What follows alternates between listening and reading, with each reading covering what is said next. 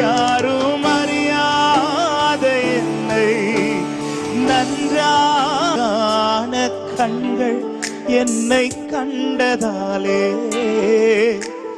முடிந்ததென்று நினைத்த நான் உயிர் வாழ்கின்றேன். அழகான கண்கள் என்னை கண்டதாலே முடிந்ததென்று. எத்தனை பேர் ருசிச்சு சொல்லுவீங்க? தூக்கி எறியப்பட்ட என்னை, தூக்கி எறியப்பட்ட வேண்டும் என்று சொல்லி, வேண்டும் என்று சொல்லி சேர்த்து கொண்ட நல்ல நேசரே, தூக்கி